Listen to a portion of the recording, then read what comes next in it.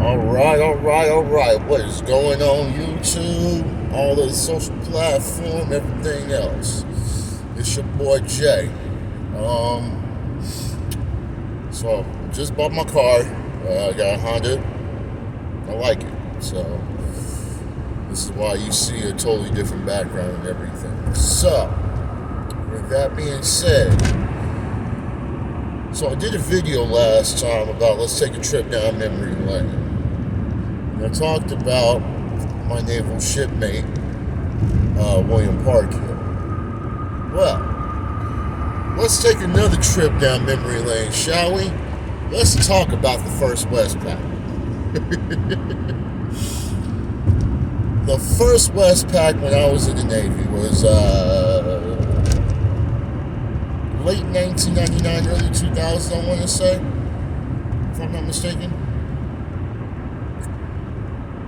So, our first port, was, so whenever you go into Westpac, no matter what, your first port and your last port is usually Hawaii. So, you stop in Hawaii. My very first time in Hawaii, I'm having a blast. Not knowing that Hawaii, if anybody's ever lived in Hawaii or ever been stationed in Hawaii, they'll tell you, shit ain't peaches and cream, man. Great place to visit, horrible place to be stationed or live. Now I understand why. So our first and last port before you go home and after you leave home is always going to be Hawaii. Always. Now from there, when you leave Hawaii going to start your Westpac, you got different places. You got Singapore, you got Thailand, you have Japan, you have Jebel Ali, you have Australia. Every once in a while you might have the Philippines. Okay? Just really depends. My first Westpac happened to be to go to Singapore, Thailand, Jebel Ali, Yemen, Perth, Melbourne, this is in Australia, and there's a couple of other places I can't really think of off the top of my head. So, my very first Westpac, my very first time being on the ship, I didn't know what the fuck to do. It's like, okay, whatever. I'm on a boat. Now, the great thing about living on a boat is everything is free, rent free. You don't gotta pay for shit. Beauty about living in a boat. That's why you see most of these naval guys that got nice cars and everything because they don't have to pay any rent. They're living on the ship. You can do that. Well, anyhow, getting accustomed to being on the ship, getting accustomed to the ship life and the rules and regulations, especially in the engineering department, because there's a little bit more rules and stuff. Anyhow, I digress. So along all this, I'm enjoying my first Westpac so far. Okay, I went to Hawaii, I drove around, had played a little bit of golf that everybody was talking about. If you want to play golf, play in Hawaii, and I did, and I played. I had a little bit of fun. I did. Here's the interesting part of the story. Whoa! Fucking for real? I'm sorry. I'm driving right now, so I shouldn't even be talking. But anyhow, here's the interesting part. Nobody really tells you the other side of the Westpac, meaning what really happens and stuff like that. Yeah, we tell you about the fun parts, but we don't tell you about the parts that we have to hit. We have to. Why am I behind this car? I'm so sorry, guys. This is really not my cup of tea. But anyhow,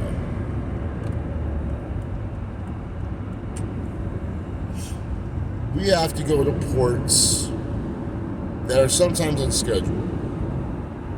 You do.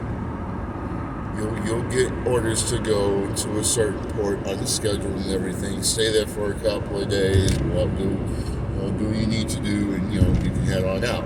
Continue on this plan. So,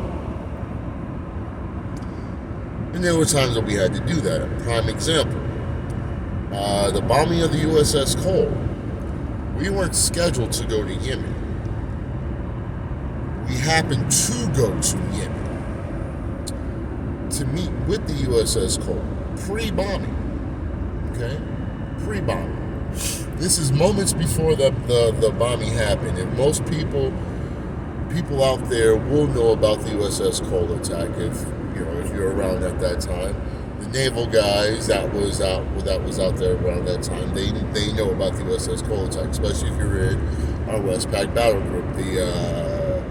I want to say it was the Abraham Lincoln battle group, if I'm not mistaken. I'm pretty sure it was the Lincoln battle group. Anyhow, so we get a chance to pull with the USS Cole. We were going to meet up with them for whatever reason. I don't know what the reason was, but the plan was to meet up with them. This is what our instruction was. So we're supposed to meet up with the Cole.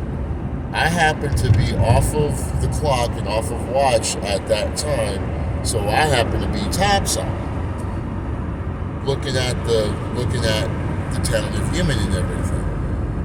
And on my port side view,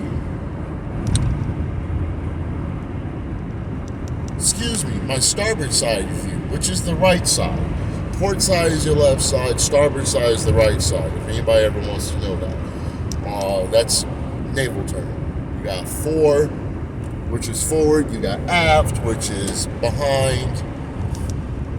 You got the mast,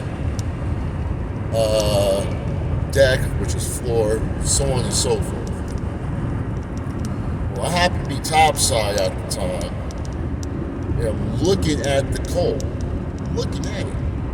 Right as it happens, or looking at the ship. You see the trash boat, or the little boat that just leave us. Now, I'm going to give you guys a side note, okay? My very first ship was a supply ship. It was an oiler, okay? Gas, any kind of gas that you need, we had it. We had ammunition. We had supplies for the battle group. We were the floating 7-Eleven gas station, whatever the hell you want to call it. That was us. USS Camden, the mighty pachyderm of the Pacific. AOE 2, man. All right. So, when we're pulling into Yemen, I see the USS Cole. We stop. We happen to stop and everything. The boat that left our ship, headed straight for the USS Cole and blew a big ass hole in it. Now you guys can go on YouTube and you guys can check out those pictures and everything of what I'm talking about. You'll see the blast hole. These guys were strapped to the T. I shouldn't say to the T, because they had some good explosive on them. They had some dynamite and a couple like plastic explosives and stuff like that. This is the stuff that they don't tell you. Okay? This is what you don't hear. I look outside, up topside, excuse me. I look at the boat and I see it blow a hole into our ship. As the fire and the smoke, and it hit the second main 2 engine room, which is the rear engine room. There's a forward engine room and there's a rear engine room, fore and aft. So it hit the main 2 engine room. What you see after that is something that is seared in my mind that I will never, ever, ever forget. You will see sailors, our guys, jumping out of the ship while it's on fire. You see the shrapnel blow out, and there was shrapnel that blew in, and there's a couple of guys that you see that I witnessed. One guy had half his arm torn the fuck off.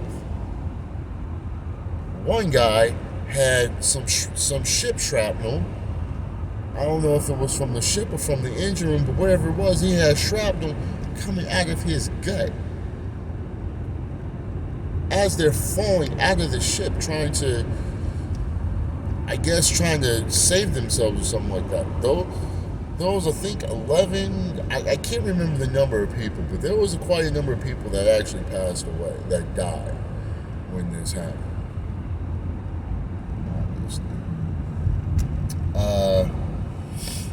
Our captain, at the time, Captain Johnny Green, may he rest in peace.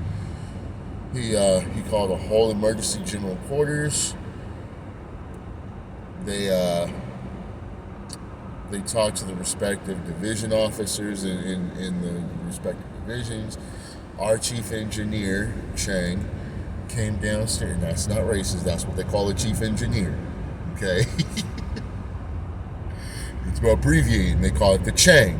It's not a racist term.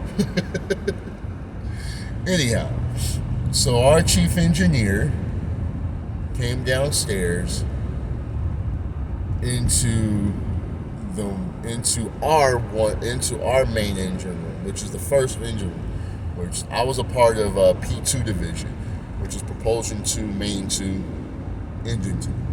Anyhow, so our chief engineer and all of us, everybody that was part of the engineering division, the engineering division, which consists of your damage controlmen, your electricians, your boiler techs, machinist mates.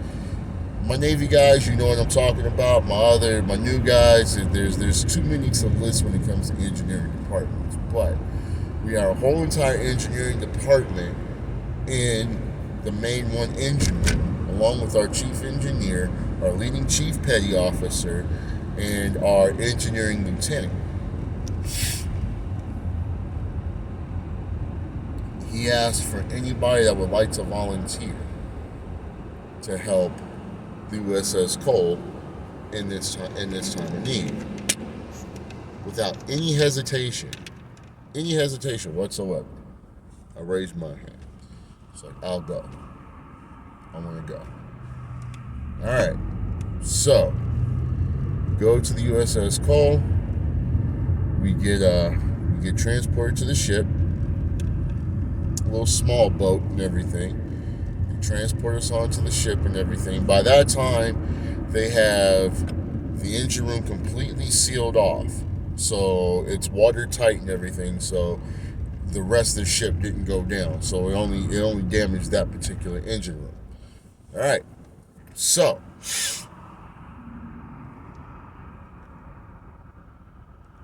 we get on the ship, and the main engine room is sealed off. And two reasons why it's sealed. Well, a couple of reasons why it's sealed off. Okay. There were some bodies still in that engineering room. There's a few bodies in there still, and they had to seal it off. It was still partially underwater. When you get on the ship, it was tilting. The port side of the ship, if I remember correctly, if that's the one that had the hole in it, yes, was down, and the starboard side was a little bit up. So you had to walk on angles and stuff like that. So when you go down into parts of the damage, when you go get towards parts of the damaged area of the ship, you see the engine room sealed off, and further along, you see a little bit of damage to a berthing unit, our living quarters. some little bit of structural damage, which they have that completely sealed off and everything. You still see a little bit of water that's trying to come through the doors. It's very, very little. Here's the thing about naval ships. When they construct these ships, they construct them to be compartment watertight. What I mean by that is, if a part of the ship is sinking, or if a part of a compartment is flooding, they can completely close that compartment and they won't have to worry about any other flooding. They test these out every time they construct a ship. Look it up. So they completely had everything compartmentally tight to keep the ship from sinking any further than what it was. When you get onto the ship, you do see other injured sailors with wounds that you can probably think are from head wounds all the way down to leg wounds. Some minor, some major. If memory serves me correctly, I'm pretty sure that a couple of people had to get their legs, a few of their limbs amputated because there was no saving. So I'm visually watching all of this. We have our other ships as well come and help the USS Cole. We stayed for as long as we could. I think we were probably in Yemen for about a good 3 to 4 more days than what we were supposed to be at anyway. Actually, I think we were there for about a week. Yeah, I believe we were there for about a week total.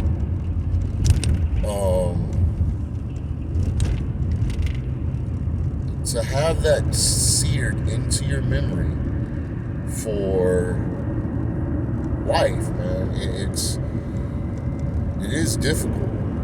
It's tough to try to process that, huh? Been on a little over 20 years since that happened. I was young at that time. Something I thought I would end up eventually forgetting. But the ironic thing is the fact that it happened just a day or two before my birthday. Because it happened in October. It's the only reason why I remember this shit to this day. It's because it happened, I want to say, a day or two before my birthday. Either before or after. One of the two. It was right around my birthday week when it happened. So, it's one reason why it's seared in my mind, seared in my brain to this day is because of that. Happy birthday to Jason. But, that was a very tragic time on the Westpac. That was my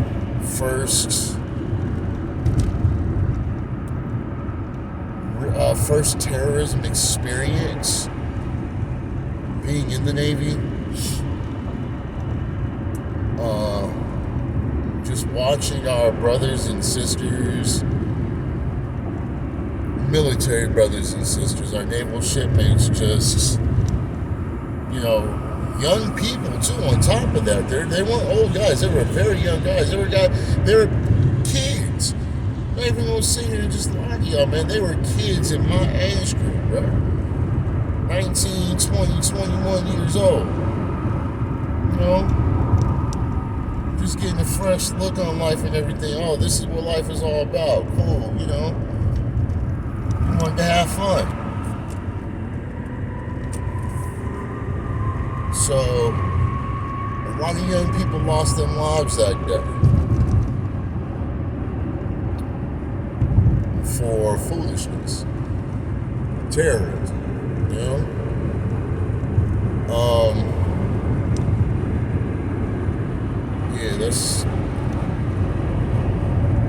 May those guys rest in peace, man. May those guys, may those men and women, rest easily, because they didn't have to die like that. To be honest, nobody had to die like that. Not the suicide bombers that bombed the ship and everything. Nobody deserves to go out like that. Nobody. Terrorism sucks. It happens. But I'm still here. I'm still breathing. I'm still with y'all. A little bit of a side note too, man. If that ship would have hit my ship, the USS Camden, if that boat, that little bombing of the boat would have hit us, I would have been wrapped. Straight up. I'd not be here right now. We would not be having this conversation. Period. I think about that every day. Every single day, man.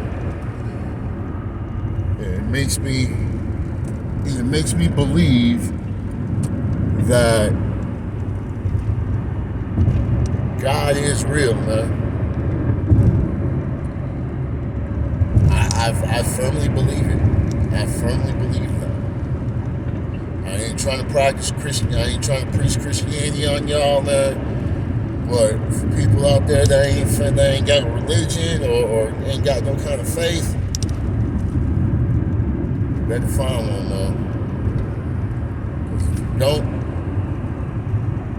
it's gonna be tough for you. I promise you. So with that being said, y'all, man, I bid y'all adieu. Y'all be easy. Love y'all. Thanks for watching. And I'll get back with y'all another time, alright?